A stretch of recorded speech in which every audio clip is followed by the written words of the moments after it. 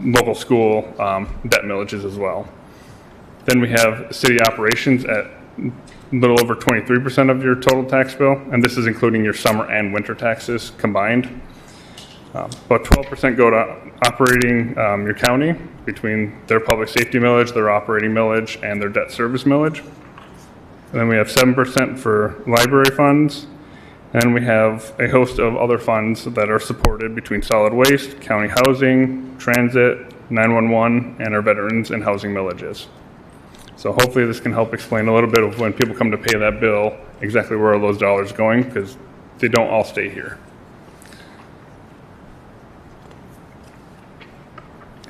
General fund expenses are expected to increase 3.96%. We will be maintaining a balanced budget. Last year we had a small dispersal of excess fund balance to pay for one-time projects.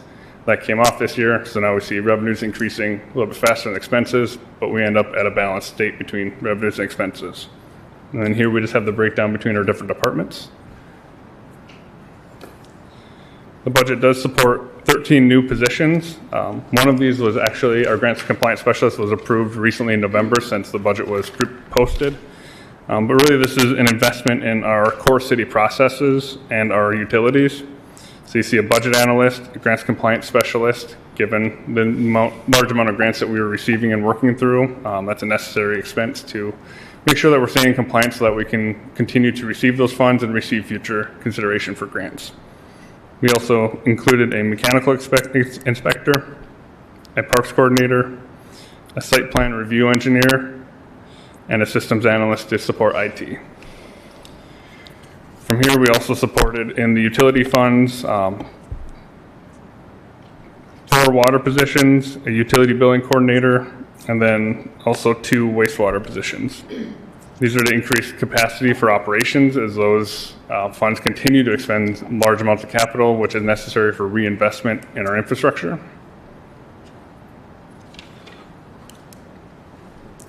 We also have our fund balance target, as I mentioned before, where we're maintaining that through the 5-year plan. Based on where we are, we do expect a dip in 2026, and then recovery back to normal going forward in 2027. In 2026, we have a large debt service payment that then drops off, and then we are planning for an overspend next year to reduce our fund balance, but then maintaining above our targets. The overall budget includes $180 million in capital across all of our funds, so a significant increase, again, largely due to the $110 million DWRF project, which you see here, related to PFAS compliance, system reliability improvements, continuing our lead service line replacements, and treatment station improvements.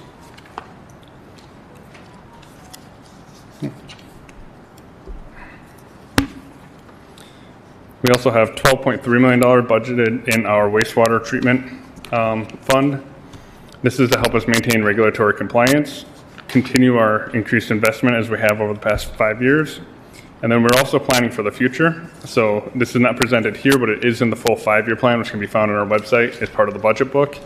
We are planning for a future treatment, biosolid treatment process, which that's a project that could cost over $100 million as well. We're looking to apply for Clean Water State Revolving Fund, which is similar to that DWSRF, where we'd have the reduced interest rate, potentially principal forgiveness, and also potential grants that would go into that project as well.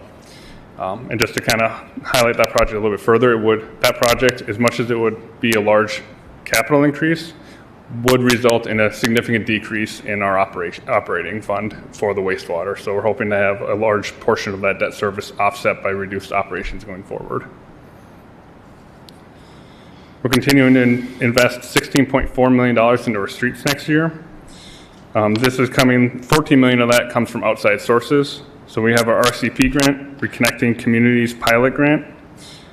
That's the conversion of Kalamazoo and Michigan Avenue to 2-way streets.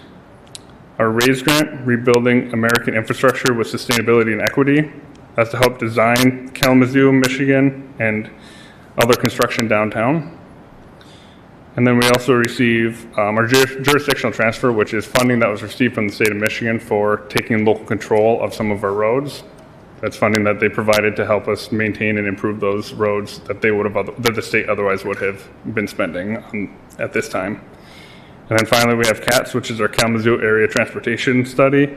It's a regional group that provides coordinated transportation planning for our urban area, and there's funding that comes from the federal government through that group to help with our street program. And then here we just have a tentative timeline of our grants. So some of these funds, you're going to see all sorts of different grants that are going to be compiled starting in 2024 through 2030. We approve these on an annual basis. Some of these will carry forward from one year to the next. And just kind of a highlight for people of, we've had significant investment in 2024. We're continuing that in 25, and that's expected to continue for the next 5 years.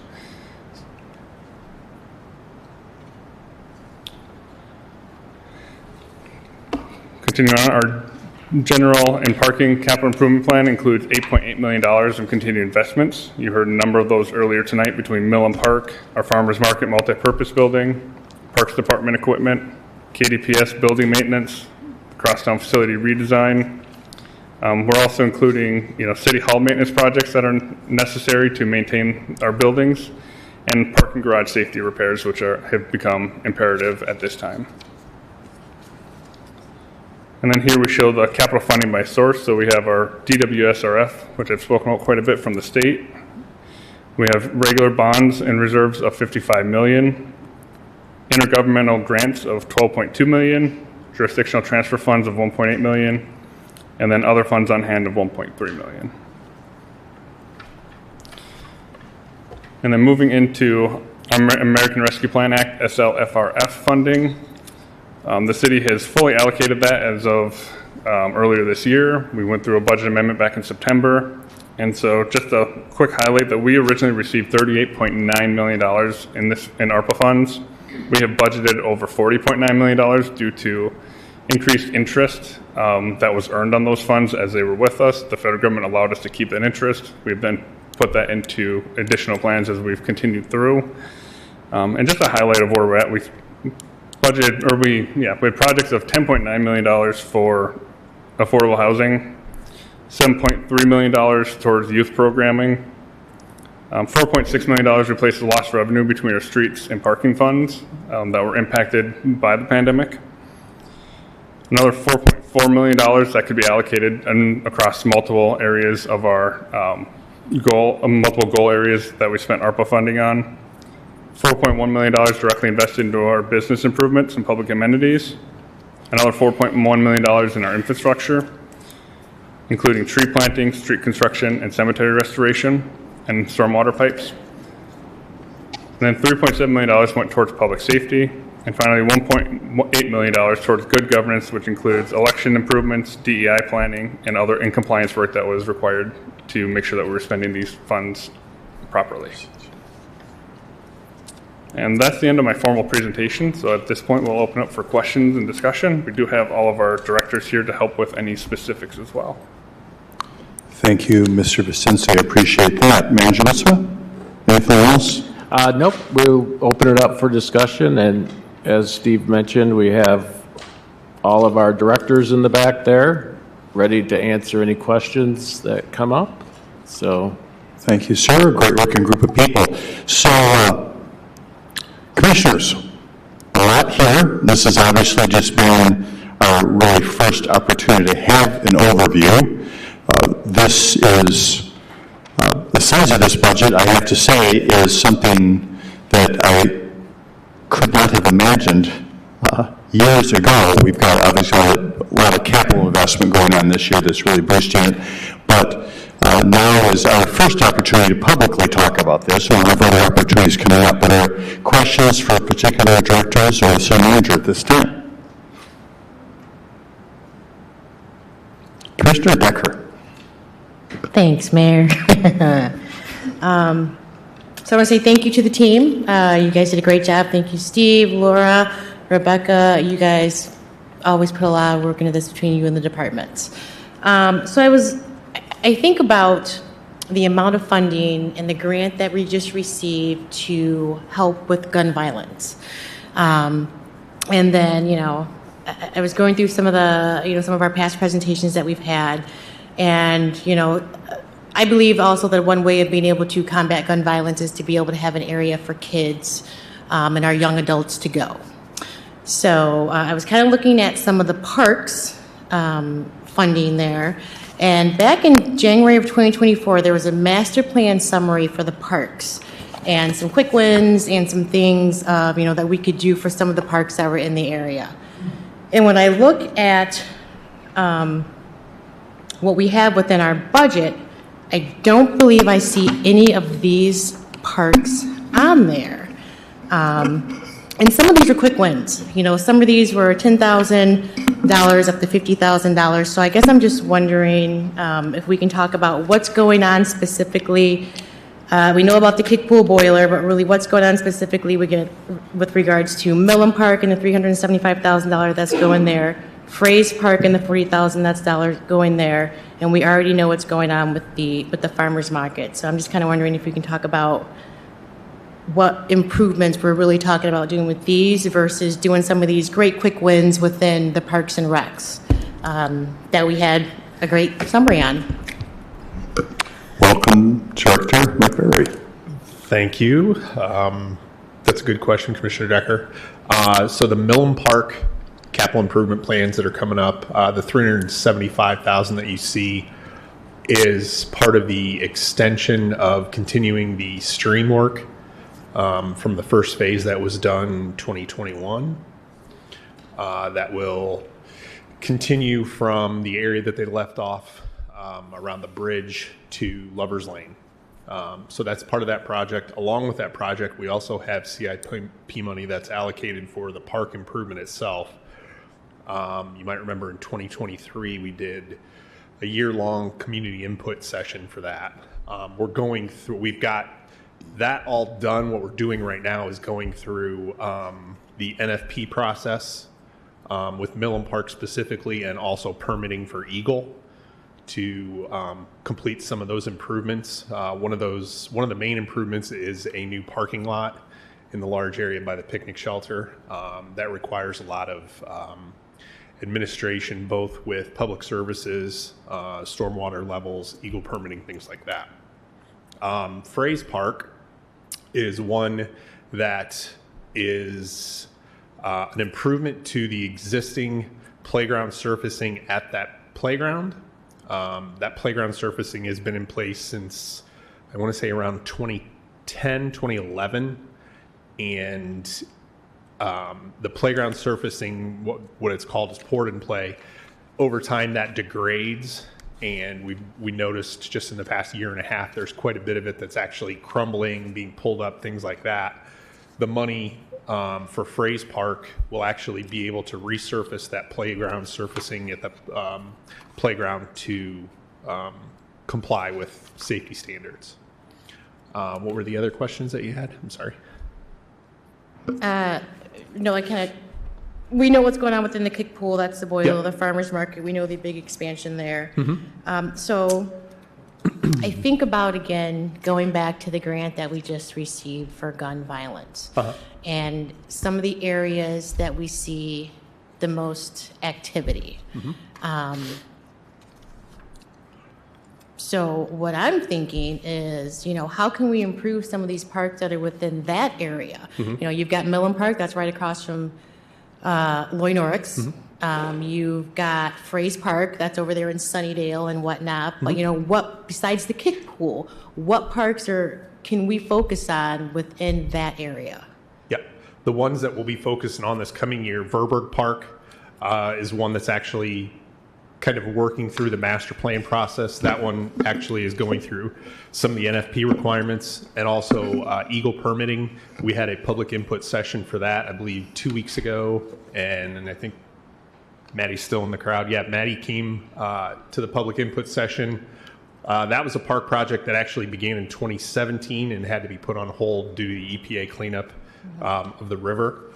That park has a lot of different amenities that we've taken in public input wise, a playground, an accessible kayak and boat launch at the park. That one will actually be worked on this coming year. Another one that we haven't really announced, but we've been working with community planning on, and I actually let Maddie know at the public input 2 weeks ago. Princeton Park on the north side is a small kind of tot lot area that's never really had any improvements in a long time. We have some community development block grant dollars that we're able to utilize through CPED, and we'll be redoing that park and starting a public input process here probably at the beginning of January. That was one of the priority parks that was listed in our master plan that wasn't on the CIP initially. Yes, looks like you guys were planning on actually doing the playground there. Yes. So awesome. Yep. Thank you for those answers. Yep. Go ahead. No, I was going to say we also completed the South Side project in the Edison neighborhood this past summer. So.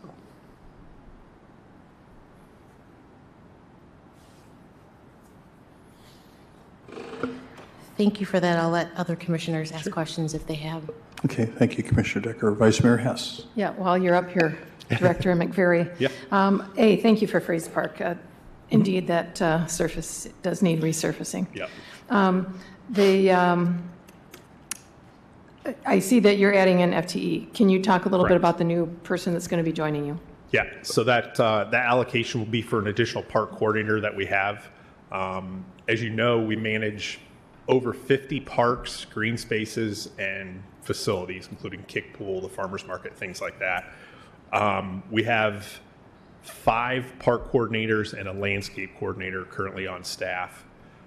They split those all 50 of those areas up also between Arcadia Creek Festival site, the Kalamazoo North Mall, between themselves. And we actually asked Anthony, our deputy directors, and the audience as well.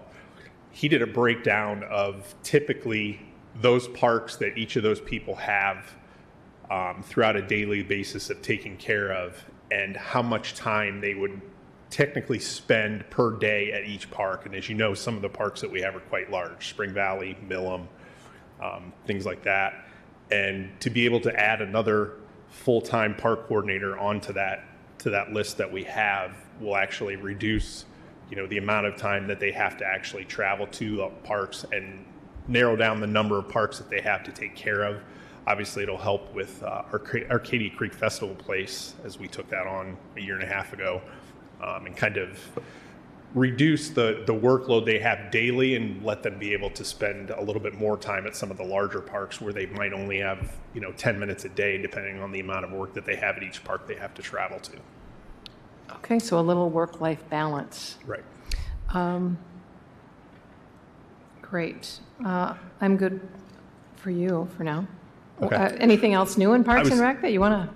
No, I was also going to add that also having that other full-time position also helps us in the wintertime with snow removal, and then if we have to assist public services in any type of this, like the snow and emergency that we had last week. So having that additional staff person increases the snow removal response, throughout the city. Awesome. Thank you, and thank you for all the work that Parks and Rec does. Thank you. Thank you, Vice Mayor Hess. Other questions for anyone? Not just our Parks Director? Parks Director or someone else? Someone else. Okay, thank you, Commissioner Decker. Thanks, Mayor. Thank Thank you. you, sir. So I had a question. We have a lot of blighted properties here within the city that you need to be taken care of.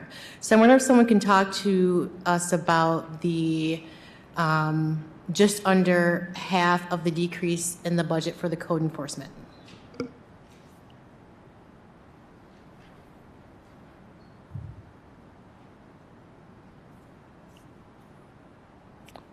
And who wants to? Director Mitchell, do you want to?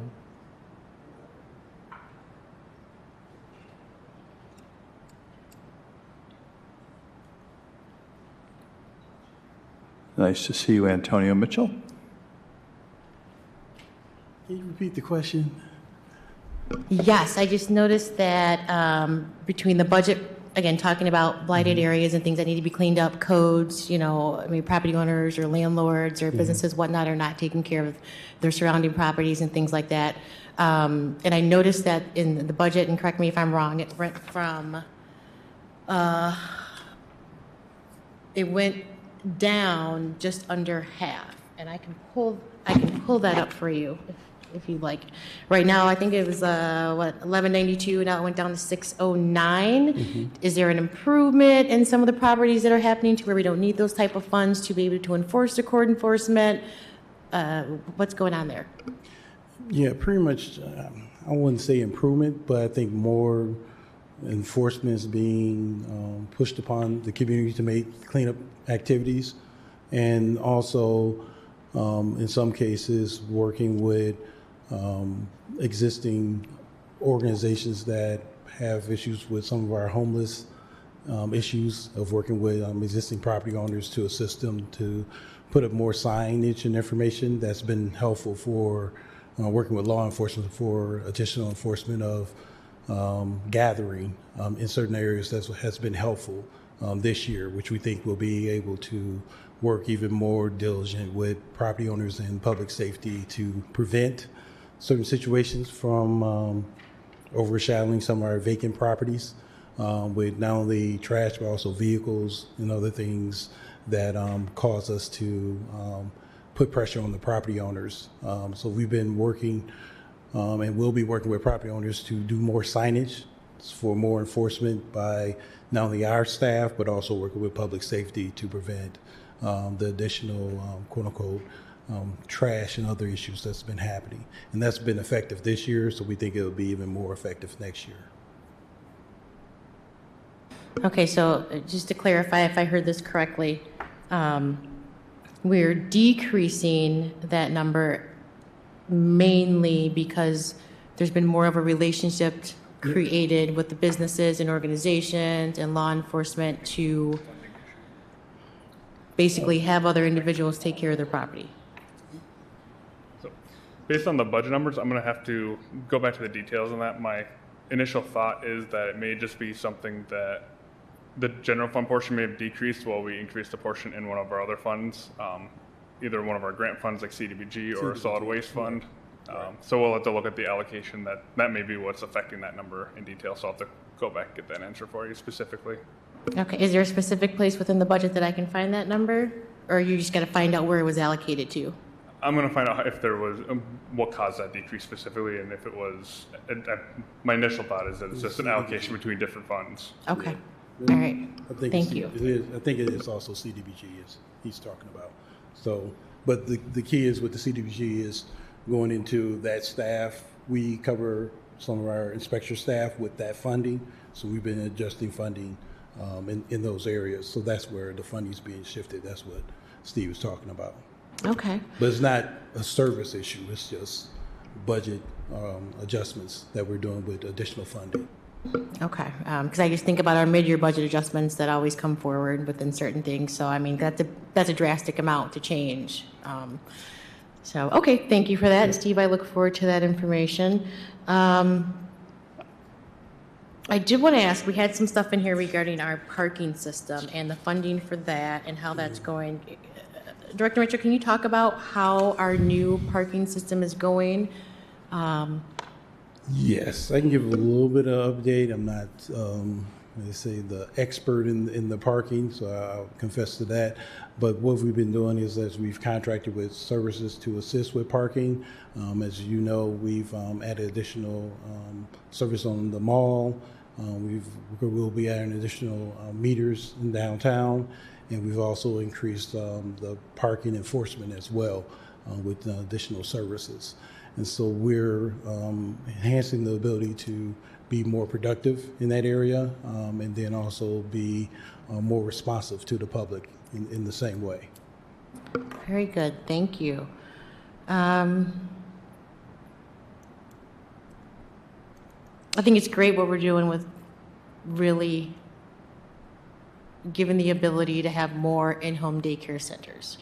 And I really like the funding going to that because, you know, in the work that I do, a lot of people are like, I don't have daycare. I can't go find a job. I can go find a job, but then I don't have daycare. So are you able to talk on, you know, with the funding that was started last year, I believe with SPK, how is that going? Just tell me about, you know, what that's doing. Who have we gotten licensed? How many more daycares have we brought on? Does that need more funding? I don't want to say it needs more funding, it needs more attention of, in the case of locations, home daycare process is not an easy process, and in the sense of who wants to be licensed and what the steps the state requires to be licensed. And so what we've been doing is working with some of our other partners to this year really just a lot of education on what does that mean, but also what additional assistance we can try to provide to those individuals that want to start a home daycare. So this year was more of education. Hopefully next year will be more implementation to get more individuals that will go through the process to get state license. Thank you, because I do recall we gave some grant funding. I believe was it New Genesis, or New Genesis was the organization that we gave funding to, and they had their thing to where they were training individuals to become Yes. To become individuals within that field.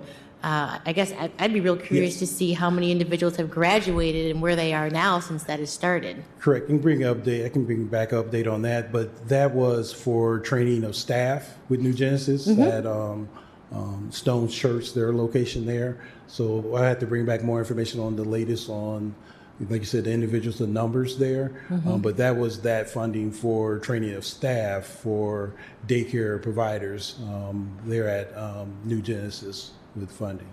Okay, yeah, I would love to hear that, because I love to hear the progress of the funds that we're giving that are being used, and how it's really resonating within the community. So thank you for that. Yeah. So you had a question. I'll take a break, Mayor. Okay. Let you rest up a minute. Commissioner Hoffman. Thank you. Thank you so Yes. much, Director Mitchell, for being here. I want to piggyback off of what Commissioner Decker was talking about in reference to that partnership with New Genesis and Stone's Church. If I'm remembering correctly, they were going to be working with the Kalamazoo Gospel Ministries to bring people from there to that program, not just specifically for their staff. So where is that program? Is that what you were referring to? That's the program, yeah. That's what I remember. So Correct. it wasn't specific to New Genesis and Stones, but it also was a partnership with KGM. Correct. And so, like you said, it was a partnership for training individuals to work in daycares. And so that was the partnership with that. Like you said, I don't know the numbers on how many people have been trained and what the data is, but I can find out from staff what the data is and with their last report on where everything stands with that program. You said, Oh, thank you, Mayor. Just real quick, and the Vice Mayor has. So with that being said, Commissioner Hoffman, and kind of wondering where these numbers are, I would love to see some attention to bring back to the commission on the funds that we've given to some of these organizations. What is the outcome?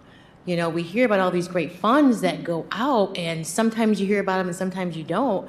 I'm thinking, maybe we can, and this can be a part of a business meeting talk, but, really say, if we've got an organization that gets, a certain amount of funds, they've got to come back and give us his numbers.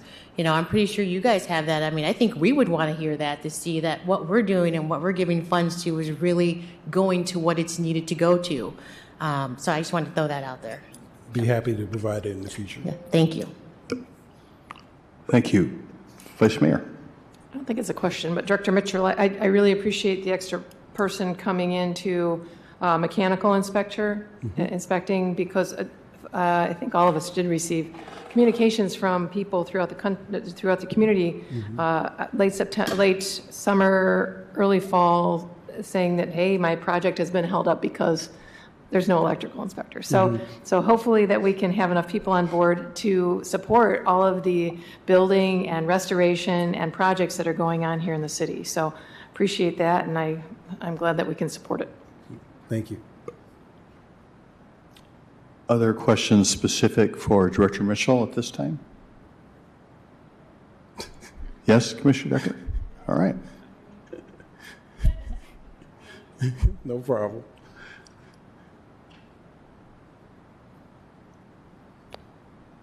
All set? I am all set Okay, I'll come back. okay, thank you. Thank you, Director Mitchell. Other questions in general, maybe in other areas, commissioners? Commissioner Hoffman? Thank you, Mayor. Mr. Pacinci, I have a question in reference to over the 40 million in projects funded.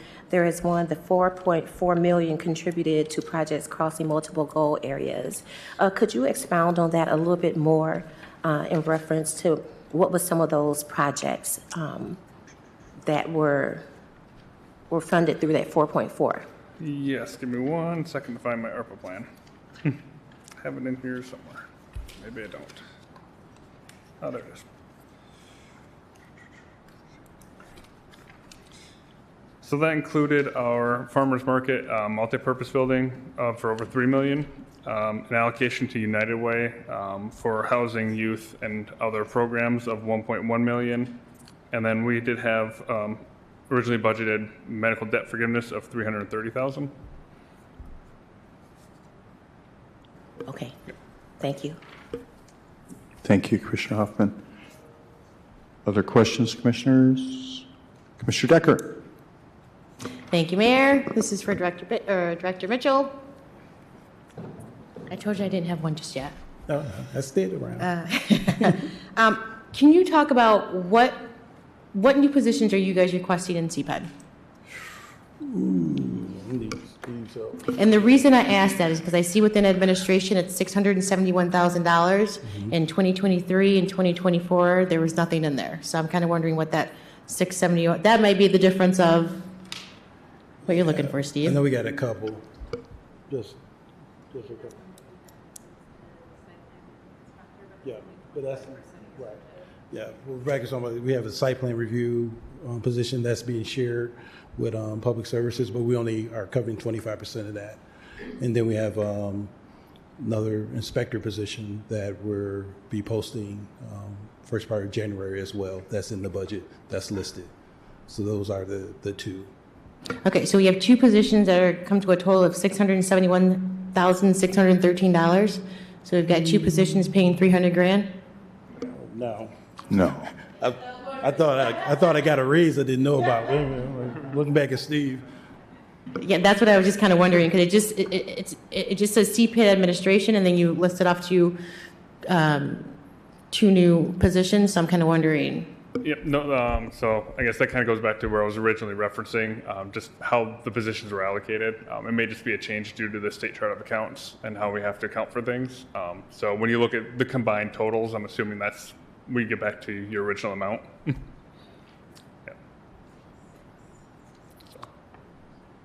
So yeah, I can pull the details and provide an update. We'll get more detail on that, Yep, I'm sure. that'd be good. Thank you for that one. Hold on, Antonio. Yeah, because that is a overall cost. It's not just staff costs in the administrative. And like Steve said, he can give you more of a breakdown of what that is. Okay, so great that you brought that up, Director Mitchell. Breakdowns, specifically, Director Vincenzi, this might be a question for you, or CFO Vincenzi, this might be a question for you too. So when we talk about the breakdowns, and for this specific question in general, where would I look on here to find that breakdown? Is it on here? So not part of our presentation tonight, we didn't get that level of specifics, but if you go into our budget book, there's a number of different ways you can find it. You can go either into, each individual department has their own budget page. Hold on, we're going to walk through this together if you don't mind. I've been in here playing around, but I just, for the purpose also of the public. So I'm in the 2024 proposed budget for budget book. Yes, 2025. Oh, yeah, I'm sorry. I don't want to take us back a year. Yep. And if I'm going to go to CPED, correct? Personnel Yes. services. And again, this is kind of just a breakdown also, so some individuals within the community.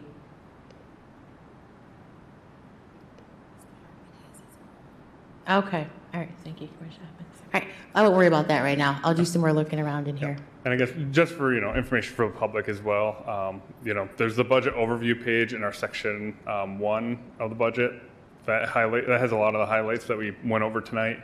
All the majority of the graphs that are presented in the budget book are interactive, so you can click into them, click into the next level of detail, change it between a pie chart, which shows 1 year, to a bar chart, which shows multiple years. And so there's a lot of different ways we can get to the information you want to get to. If you're interested in a specific department, go to that department's page is typically the best way to go into those types of details. All right. Thank you, Steve. Other questions for city team at this time? Other questions? Commissioner Hoffman? Vice Mayor Hess? Thank you, Mayor. Antonio, I don't think this would be for you. This might be for Laura. We do have a lot of input to us asking for services and opportunities for the unhoused. And I know that our budget is, I understand what we have to spend our money on here. Can you talk a little bit about this graph with where do my property taxes go, which was wrong in our packet, but it's here. That when folks get their tax bill, when you get your tax bill, only 23.56% of that goes to city operations, and that half of it goes to education, 12% goes to county operations, 7.6% to library, and then solid waste, transit, county housing, and so on. Can you talk a little bit about where do my property taxes go, and where should we and our citizens be focusing our energy on putting our resources so that we can pay attention to our unhoused community? Sure. I think I'll start with a positive, which is in spite of the fact that our need seems to be growing, certainly I feel like the level of collaboration between the City of Kalamazoo, City of Portage, and Kalamazoo County is better today than it's been in my 15 years of working with the city. So that's step one. Step one is you've got municipal partners that are coming together, but recognizing in Kalamazoo County there are a number of municipalities that are included. Now the conversation turns to how do we get more engagement from everybody in the county, from the townships. Right now, the continuum of care, which is housed with United Way, led by Patrice Griffin, they are about to embark on a 3-year strategic plan to be able to look at how we can reduce homelessness in Kalamazoo County. With that, Patrice Griffin is first to acknowledge there's been a lot of studies, plans, engagement. We're not starting from scratch, but what do we already know? How do we engage in audiences with lived experience who are out there and looking for support? How do we pull all sectors together to figure out what work needs to be done, what are the gaps, and how do we play to the strengths of our lane? So if you have greater collaboration happening with our government partners, you have continuum of care stepping up to help pull together a strategy, I feel like we're in a better position to try to get our arms around this very hairy, complex problem. I think in terms of where does one go, we need to have all sectors playing a role.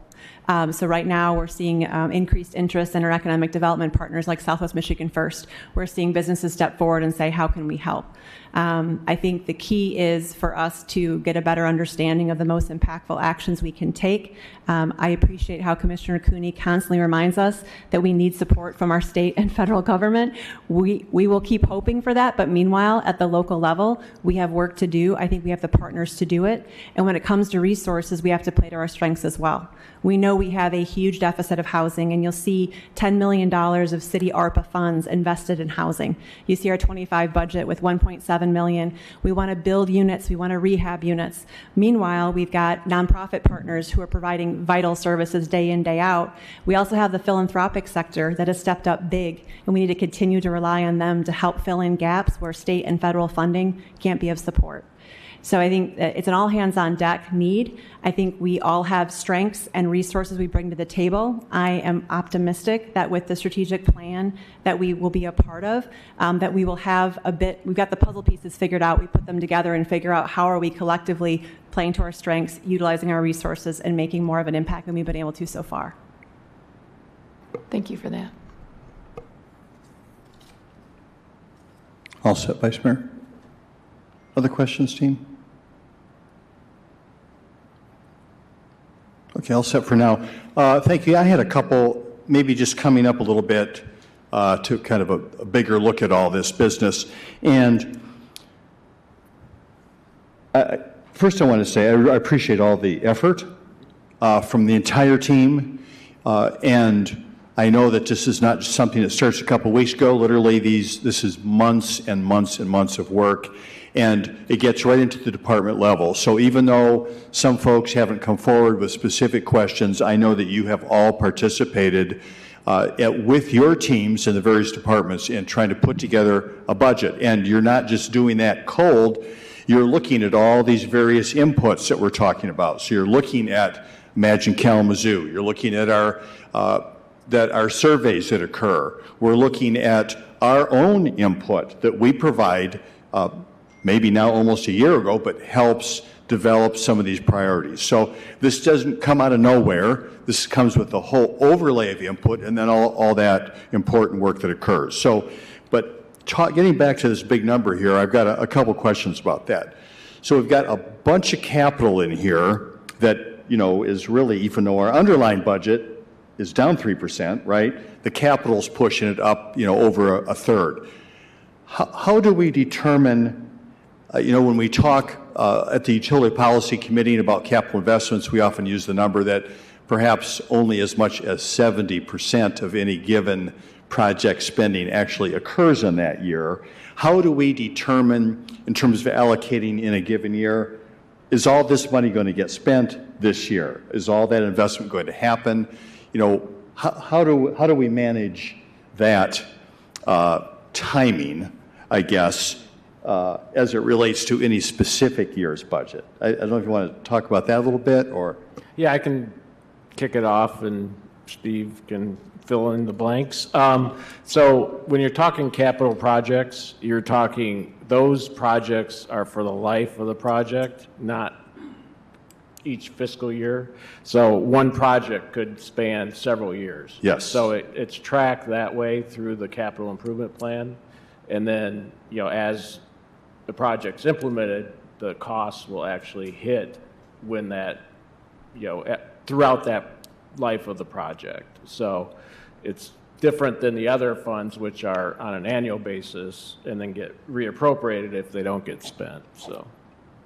Right. Steve, anything to add on that, or? Yeah, I think I'd just, go a little bit further to say, we need we need authority to spend the budget, and that authority comes from the city commission. So if we tried to break this up to, the financing schedule, because a $110 million project, we're looking at the next 3 to 4 years. And that's something that we work behind the scenes on a lot of times between the departments to determine, especially in water, what's the rate impact per year, and then looking at stretching that out, as far as when are we actually going to spend the money. But we need the authority today to be able to get the contract in place for the full project. Yeah, that makes sense. So in other words, you're just saying we're not going to undertake a $110 million or $140 million project, which we're going to be starting on January 1 and finishing by December 31st necessarily, and all that's going to be done and out the door. Correct. Correct. Okay. This is really, in large measure, an approval process for large projects that are going to take an extended period of time. Just a little different question on this, and this is crystal ball stuff. I know that there's no way we can tell this, but at the federal level, once again, we have many budgets that are operating under continuing resolution. We don't have budgets set for this fiscal year at the federal level that started October 1st, and so we're operating on that continuing resolution, which is also expiring on December 20th, I believe, which is going to require, I'm certain, another kick the can down the road, because I am convinced that the new administration is going to want to be making more decisions related to finalizing those budgets for this fiscal year related to all that, I'm sure the continuing resolution is going to get extended till easily after January 20th, if not, longer than that. Have we had any conversations related to grant risk for any, and I don't know, I'm sure we probably thought about that, but related to any of our funding streams, I don't know if there's been any evaluation looking at that, even on the legal side. Are we just we feel like we have received the funds that we're going to get, and that should be pretty stable despite whatever might change in the federal budget? Yeah, so I'll start with an answer to that. So primarily, we don't recognize a grant in our budget until we have received the grant. That's where, when you look between our adopted budget and our amended budget, the amended budget is always significantly higher, and part of that is we don't account for grants we don't have in hand. And so as we receive those grants throughout the year, we will then budget for them. As far as grants that we already have on hand, typically those are considered already obligated and out of the federal government's hands. In an extreme circumstance, could something change? Possibly. However, once they obligate it, they tend not to claw back after the fact. All right.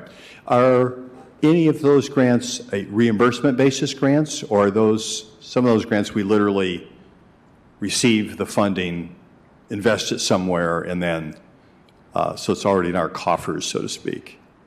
Nearly all of our grants are reimbursement basis. The ARPA, state local recovery grants were the one exception to that, where we received the $40 million upfront, and then we're able to earn interest on it and then spend it as we go. But most other grants are reimbursement basis then. Okay, appreciate that.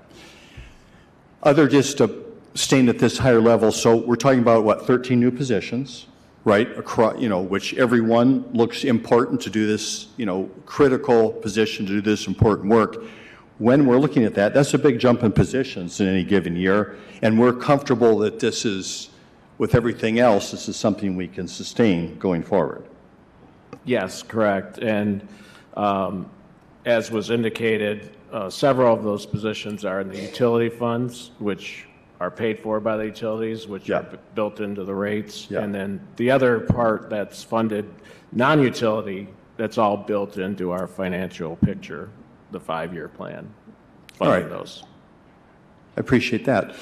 Is one of, the most critical services that we provide is our public safety services here in the city of Kalamazoo. Absolutely critical, doing a fantastic job. I see we've got 2 position increases, I believe, in FTEs for, if I'm not entirely wrong there, I thought it went from 255 to 257. But I know we've also had a challenge, filling up the allocation that we have had in the past. Is that still a continuing challenge? Yeah, Chief Boyson, do you want to come up and speak to that?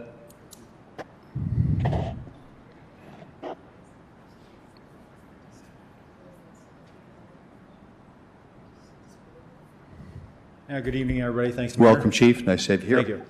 Yeah, we do not have 2 additional FTEs. Okay. Yep. So our staffing is the same. Is it? Okay. Yep. And so we're currently at 247 sworn officers, and we're allocated for 268.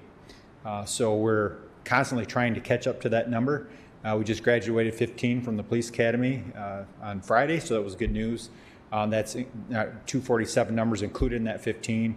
And we're currently have another hiring process going on. So we have currently 9 in the hiring process right now. And then fortunately, we're anticipating 3 retirements this year. So you're always trying to catch up. But we're turning the corner on our staffing a little bit, but it's staying the same.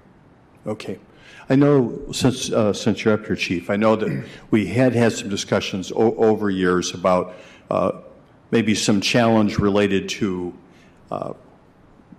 the kind of reimbursement that people might be receiving who have other choices, rather than coming here and working 2 jobs, a fire and a police job. You feeling still pretty comfortable about that with your team then, in terms of what we can offer new staff here at the city? Yeah, with being combined police, fire, and EMS. Yeah. Yeah, I mean, I think in a way it's a challenge because it's a lot of training, a lot of skills. So once we hire someone, it's a year in training before they hit the street. So that's always a challenging because even though I'm hopefully going to hire several out of this next group, they're not going to count towards minimum manning for another year. I think some people are drawn to this department because there are more options and especially the areas that you can get into, whether on the police side, fire side, or EMS side. But some people think, well, that's a lot of jobs to do, and it's easier to maybe just focus on one. So I think it's kind of a wash. I think some people are drawn to it, and some people stay away. All right, great. Thanks so much. Appreciate that. Good. Thank you. I don't have any other questions. I presume, Commissioner Decker. Thank you, Mayor. Just something I was thinking about, we are bringing on new individuals. We as a city are growing. We as an organization are growing. So I'm wondering if each department that's here can talk about what funding they've requested for professional development. Because professional development is what a lot of employees also look for, to know that they are gaining the knowledge and the expertise to be able to move up or move forward within the organization. So I'm wondering if you guys can talk to me about, for your departments, what type of funding you've requested for professional development. Yeah, why don't we go in the back there, and Tanya, you want to start, and then we'll I think work that's a good our- place to start is Yeah. HR, right?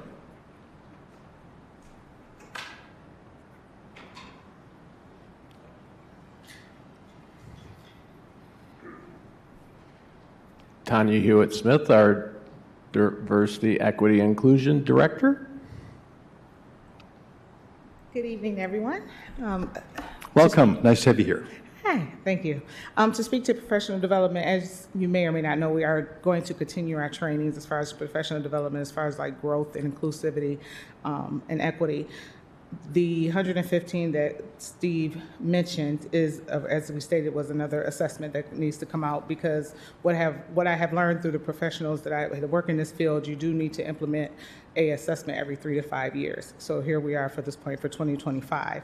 As far as my personal department, my department personally, I'm looking my meaning behind having the DE&I council established. I will most definitely look to them as far as what their needs and what their needs as far as assessments, as far as predictions, as far as like what we need as far as the organization, which we have thankfully established that. We will work with our facilitator or whoever ends up with the contract because we are requesting an RFP for who will handle the assessment. My goal is to work with them along with whoever we choose once that comes out to say, hey, are the two that you currently have, the full-time employees that you have right now, which is Lal and I, are we able to continue to carry this heavy load, this heavy lift, or do we need to add an additional individual? So most definitely that's something I have to come back to you with, but I'm looking forward to this assessment to most definitely to give us some more clarity to where we were and where we are and where we're trying to go, if that answers your question. Thank you. So you're looking for, so you're looking towards the council to give you ideas of what you may need within you and your team's professional development, correct? And the reason I say that is because I've been with government a long time, right?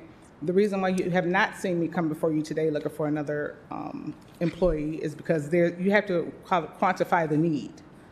I'm not going to ask you for an employee if I don't have a need. We do know it's a heavy lift. However, being able to strategically do the things that we need to be successful in this organization, I have to rely on, hey, not only just our team, commission as well, my peers as far as that. Right now, we have focused on, as you know, multiple trainings. We provided nearly about 22 this past year, which I'm very proud of.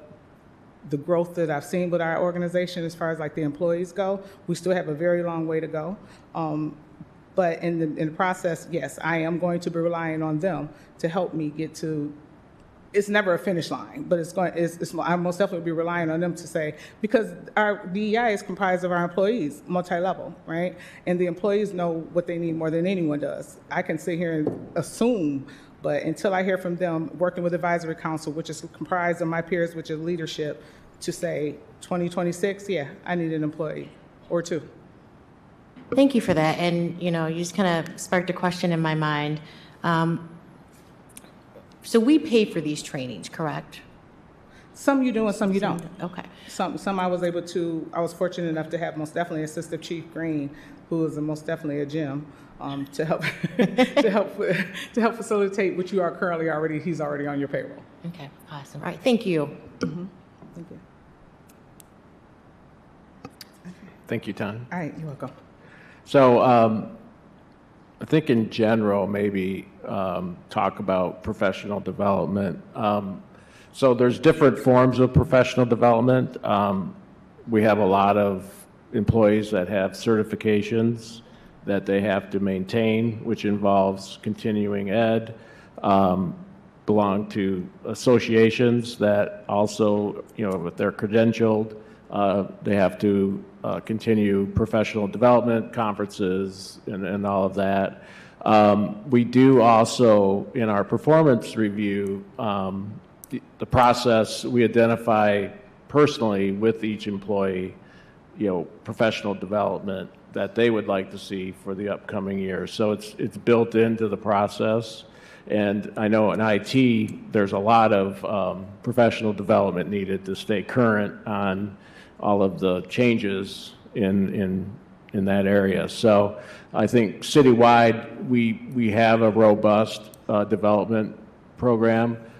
I'm pleased to announce that we will be starting a new HR director January 6th, I believe. And that person will, I'm sure, help enhance professional development and training, throughout the city. So I hope that can kind of answer your questions.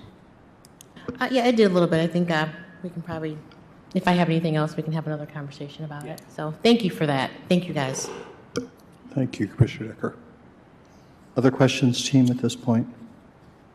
All right, so just once again then, I can't tell you how profoundly grateful I am to everyone who does this work every day and takes the time every year to put this all together. Thank you very much, Manager Ritzma. Do you want to remind us what other opportunities will be for input and discussion on the budget? I sure will. And I too want to thank everyone for their great work on preparing this budget.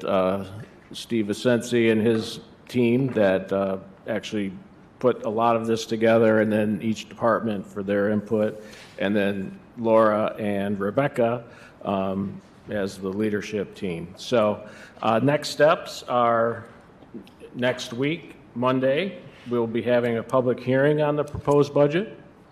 And then the following commission meeting on January the 6th, we will have the budget presented for adoption by the commission. So, and then we will begin 2025. Here we go.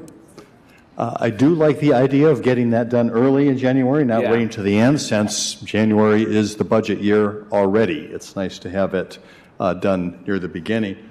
Vice Mayor Hess?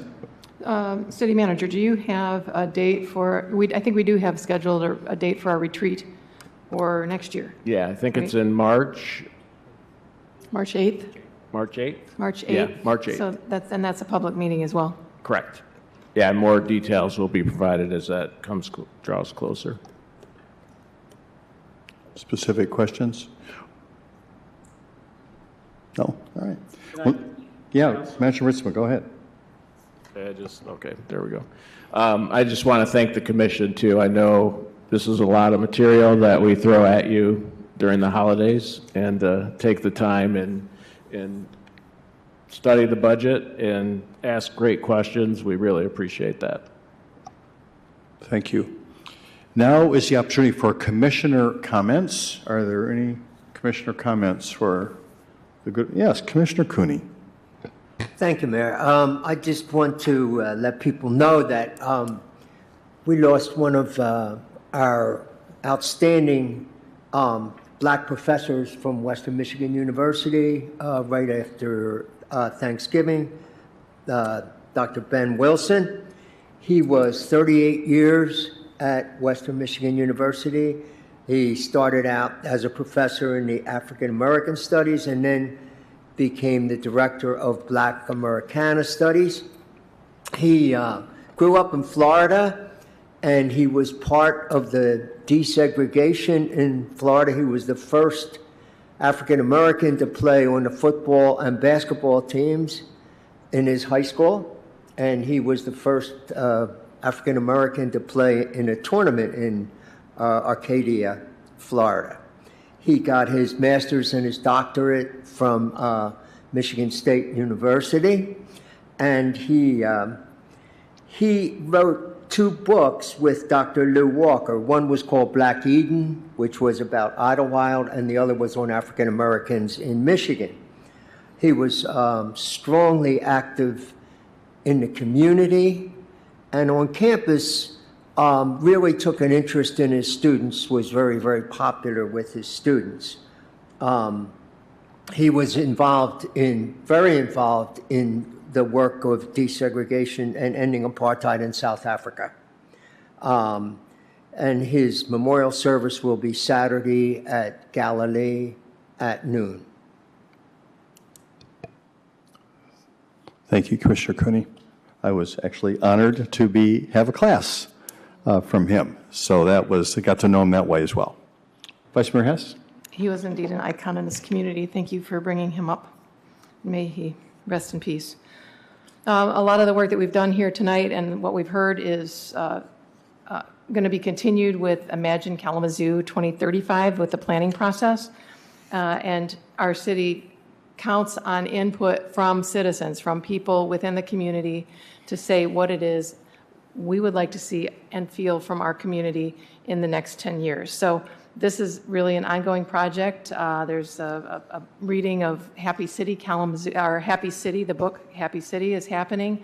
There's a lot going on and a lot of opportunities for people to give input. You can go to www.kalamazoocity.org/IK2035 and see what's going on. Please be involved. Thank you. Thank you, Vice Mayor Hess. Any other comments from commissioners? All right. Pleasure doing this work together. Thank you for being here with us this evening. Reminder that right away, it's next Monday where we are having a meeting again. So there's no 2-week break here this time. We'll be back for that. Hopefully the weather will be decent enough for people to feel like coming out. And for this meeting, we are adjourned.